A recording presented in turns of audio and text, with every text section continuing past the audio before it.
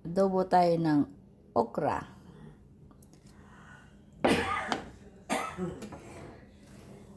So, mayroon tayong sibuyas, luya, at bawang. Of course, may soy sauce. Tsaka lagyan din natin ng laki yung vinegar.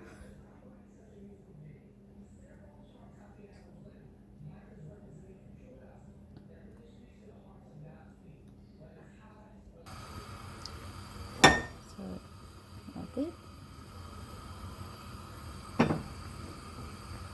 Para yung mga simpleng probinsya, kung halimbawa gusto lang ninyo ng gulay na walang ibang sahog, ayan lang. O, diba?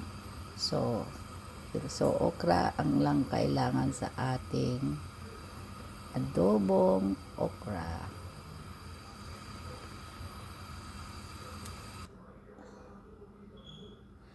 Mantika, ng konti lang ang mating mantika ilalagay. Ano? Para luto lang yung ating sibuyas at saka garlic. Lagyan natin ng garlic. At saka gusto ko kaagad yung may luya. Okay?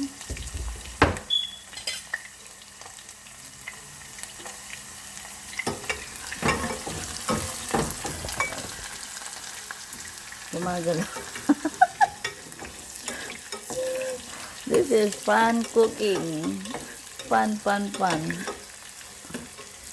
Naalog yung aking camera. But pasensya na mga girls. Kung sino man dyan. Kasi hindi ako nag-i-edit. Maliban na lang, lagyan ko lang ng music.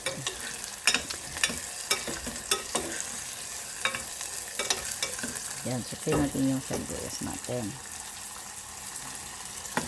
Simpleng luto lang ito na pwedeng gawin kahit saan. Kung mahilig kayo sa okra, ganyan lang. Tapos, ilagay natin yung ating tuyo. No, mga basta kantahin nyo lang yung tuyo nyo parami. Ayan natin ng konting suka. Kasi nga adobo siya, di ba? Adobo, suka, time. Ayan, ganyan na, no? Luto na yun. Tapos ilagay na natin yung ating okra. Okra time.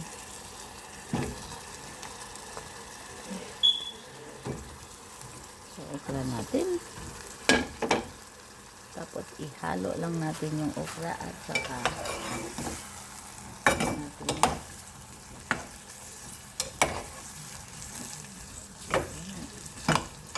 So pakuluan lang natin hanggang malambot yung ating okra.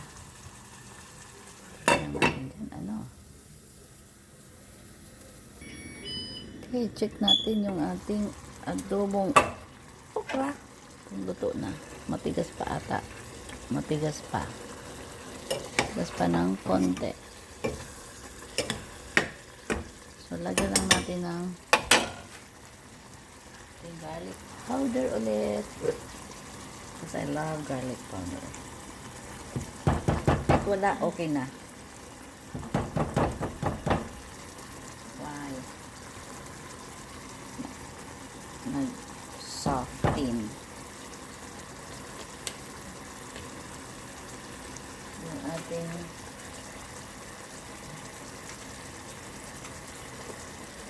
ito naman dito.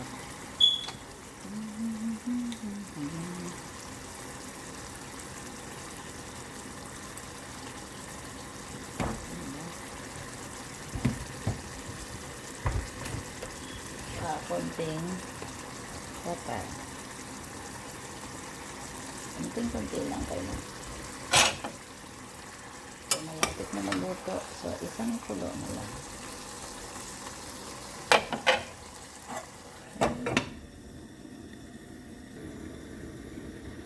Okay, check natin yung ating ano. Ay, luto na yung ating okra. adobong okra. So, yan po.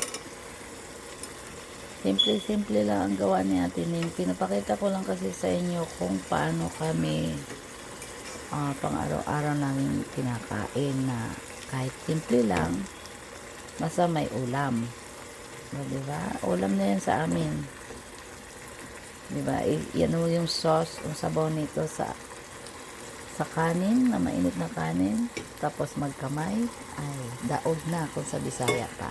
Okay, patayin na natin. Tapos na. So, thank you for watching everyone. Happy eating. Bye.